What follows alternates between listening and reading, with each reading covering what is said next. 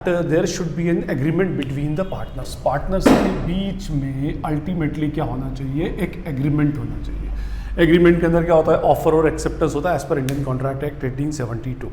अब ये जो एग्रीमेंट होगा, ये एग्रीमेंट के पीछे रीज़न क्या है कि भाई देखिए एक से ज़्यादा लोग बिजनेस को कर रहे हैं और इट मे बी पॉसिबल कि उनके बीच में कोई भी कॉन्फ्लिक्ट्स क्रिएट हो जाए, कुछ भी कंट्रोवर्सीज हो जाए, आपस में लड़ाई झगड़ा किसी भी पॉइंट के ऊपर हो सकता है। तो अगर ये आपस में लड़ेंगे तो आगे बिजनेस को कैसे कैरी करेंगे।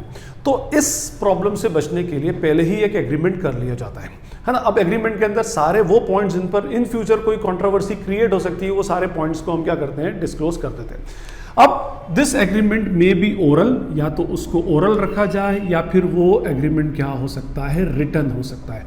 और मैंने आपको बताया भी था कि ओरल एग्रीमेंट का कोई बेस अल्टीमेटली नहीं होता, और ये हम बातें ऑलरेडी डिस्कस कर चुके हैं।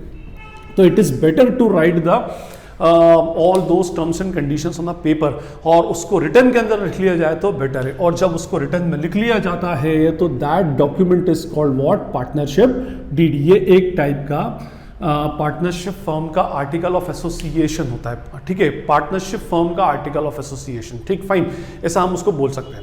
जैसे कंपनीज के अंदर कंपनी का आर्टिकल ऑफ एसोसिएशन होता है तो पार्टनरशिप फर्म का, क्योंकि सारी terms and conditions of partnership firm are actually disclosed in partnership deed.